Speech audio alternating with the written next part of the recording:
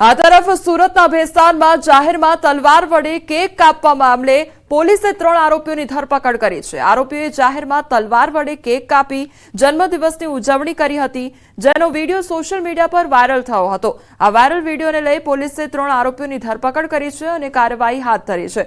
તો આ બંને તસવીર કે જ્યાં એક તરફ જન્મદિવસની ઉજવણી કરવામાં આવી રહી છે અને લાઇનસર કેક ગોઠવવામાં આવી છે અને ત્યારબાદ તલવાર વડે આ કેક કાપવામાં આવી રહી છે અને મજા માણવામાં આવી રહી છે, ત્યારે બીજી તરફ એ તસવીર કે જ્યાં પોલીસ દ્વારા કાર્યવાહી હાથ ધરવામાં આવી છે અને 3 જેટલા ઇસમો છે તેમની ધરપકડ કરવામાં આવી છે।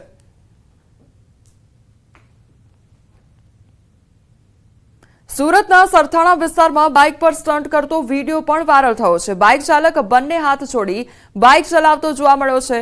બાઇક ચાલકની આસપાસ અન્ય વાહન ચાલકો પણ જોવા મળી રહ્યા છે, તો વાહનોની અવરજવર વચ્ચે ટ્રાફિક જોવા મળી રહ્યો છે, છતાં આ બાઇક ચાલક તેની હરકત રોકી નથી રહ્યો અને બંને હાથ છોડી બાઇક હંકારી રહ્યો છે। આમ જાહેરમાં સ્ટંટબાજી કરી બાઇક ચાલકે પોતાની સાથે અન્ય લોકોના જીવ પણ જોખમમાં મૂક્યા છે। હીરોગીરી કરનાર શખ્સનો વિડીયો સોશિયલ મીડિયા પર વાયરલ થઈ રહ્યો છે।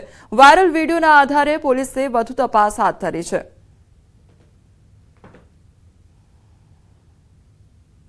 સુરતના ભેસ્તાનથી ઊન વચ્ચેના બીઆરટીએસ રૂટ પર કાર ચાલકની નફટાઈ સામે આવી છે।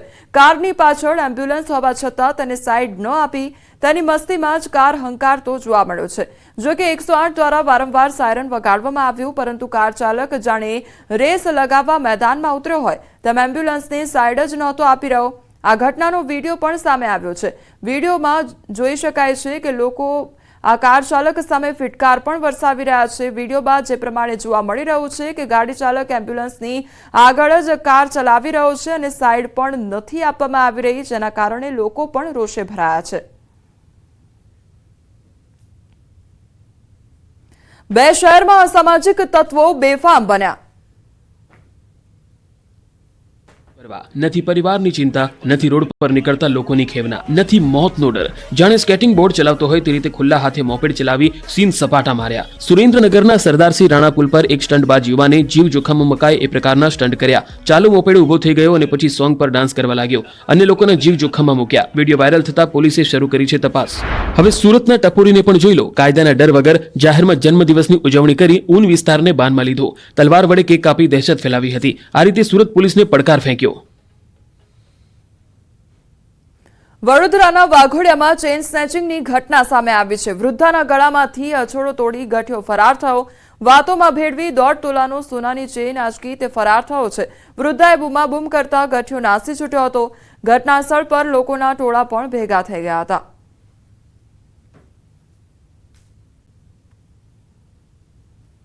हाँ हूँ बैठी है अगर पीछे एक भाई आयो तो मन के मार घर रस्तो खाई आकर से तक सीधा सीधा इसी जाओ तो मार घर जवा से तक ચોગોદર જવું છે, રામેશ્વર જવું છે। ત્યાર પછી અમે નવીનભાઈને બૂમ પાડી તો નવીનભાઈ આવ્યા, તો નવીનભાઈએ પછી બધું કહ્યું તો આખું તમે 4 રસ્તે જાઓ અને ત્યાં બેસો તો રવાથી આવશે તો એ બાજુથી આવશે, તો કે ના આ બાજુથી આવશે, આ બાજુ આવશે, એવું કયા કરે। અને હું જતી હતી ત્યાં બાજુ આવું હેડાયેલા ને તો માયનું પકડ્યું અને આમ જતી એને ના ખેંચીને જતો રહ્યો। બનાસકાંઠાના ડીસાના જાવલ ગામે થયેલ હત્યાની ઘટનાનું રિકન્સ્ટ્રક્શન કરવામાં આવ્યું છે। સાટા પદ્ધતિમાં કાકાની દીકરીએ જ ભાઈની હત્યા કરાવી દીધી હતી, જે મામલે પોલીસે હત્યા કરનાર આરોપીને સાથે લઈ જઈ ઘટનાનું રિકન્સ્ટ્રક્શન કર્યું છે। ચુસ્ત પોલીસ બંદોબસ્ત વચ્ચે હત્યાને અંજામ આપનાર બંને આરોપીઓને સાથે રાખી પોલીસ દ્વારા ઘટનાનું રિકન્સ્ટ્રક્શન કરાવવામાં આવ્યું છે। આરોપીઓને ઘટનાસ્થળે લાવતા ગ્રામજનોના ટોળા પણ ભેગા થઈ ગયા હતા।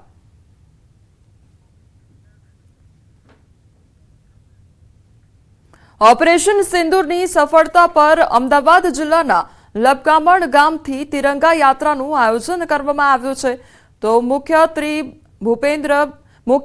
ભૂપેન્દ્ર પટેલ તિરંગા યાત્રામાં ઉપસ્થિત રહ્યા અને લબકામણીથી લીલાપુર તેમજ ખોડિયાર ગામથી તિરંગા યાત્રાનું આયોજન કરવામાં આવ્યું છે। ઓપરેશન સિંદૂર અંતર્ગત સેનાના જવાનોની કામગીરીને લઈને કરવામાં આવે છે તિરંગા યાત્રા। તો તિરંગા યાત્રામાં મોટી સંખ્યામાં કાર્યકર્તાઓ પણ હાજર જોવા મળ્યા છે। તો તિરંગા યાત્રાનું આયોજન કરવામાં આવ્યું છે તો સીએમ પણ આ તિરંગા યાત્રામાં હાજર જોવા મળ્યા છે। ભૂપેન્દ્ર પટેલ પણ આ તિરંગા યાત્રામાં જોડાયા છે અને જે સફળતા પ્રાપ્ત કરી છે ઓપરેશન સિંદૂર બાદની જે આ સફળતા છે તેની ઉજવણી આજે કરવામાં આવી રહી છે। જે સેનાના જવાનો દ્વારા ખડેપગે રહીને સુરક્ષા કરવામાં આવી છે અને જે ઓપરેશનને સફળ કરવામાં આવ્યું છે ઓપરેશન જે પાર પાડવામાં આવ્યું છે તેને લઈને લોકોમાં ઉત્સાહ પણ એટલો જ જોવા મળી રહ્યો છે અને સફળતાને લઈને આજે તિરંગા યાત્રાનું આયોજન કરવામાં આવ્યું છે। લપકામણ ગામથી આ તિરંગા યાત્રાનું આયોજન કરવામાં આવ્યું છે તો સીએમ ભૂપેન્દ્ર પટેલ તિરંગા યાત્રામાં ઉપસ્થિત જોવા મળી રહ્યા છે અને જે આસપાસના જે સ્થાનિક લોકો છે તે પણ આ તિરંગા યાત્રામાં જોડાયા છે। સંવાદદાતા ઋત્વિજ અમારી સાથે જોડાઈ ગયા છે। ઋત્વિજ, લપકામણ ગામેથી તિરંગા યાત્રાનું આયોજન કયા પ્રકારની અત્યારે માહોલ જોવા મળી રહ્યો છે? કોમલ, વાત કરીએ તો જે પ્રકારે ઓપરેશન સિંદૂર કરવામાં આવ્યું હતું ને ત્યારબાદ ભારતીય સેનાનું મનોબળ વધે તે માટે દેશભરમાં તિરંગા યાત્રાનું આયોજન કરવામાં આવી રહ્યું છે। અમદાવાદ શહેરમાં પણ અલગ અલગ વોર્ડ વિસ્તારની અંદર આ તિરંગા યાત્રાનું આયોજન કરવામાં આવી રહ્યું છે।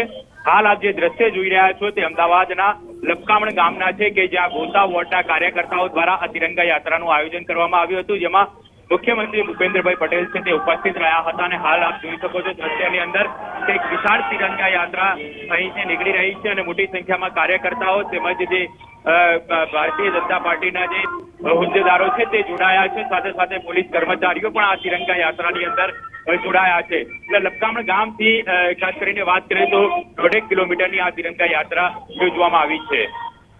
જે ઋત્વિજ, સમગ્ર માહિતી બદલ આપનો આભાર। તો લપકામણ ગામથી આ તિરંગા યાત્રાનું આયોજન કરવામાં આવ્યું છે અને લગભગ 1.5 કિલોમીટરનો આ જે રનવે છે તે તૈયાર કરવામાં આવ્યો છે અને ત્યાં આગળ આ તિરંગા યાત્રા કાઢવામાં આવી રહી છે। તો ખોડિયારનગર ગામ સુધી આ તિરંગા યાત્રા યોજાઈ રહી છે। ઓપરેશન સિંદૂરની સફળતા બાદ આ તિરંગા યાત્રા કાઢવામાં આવી રહી છે।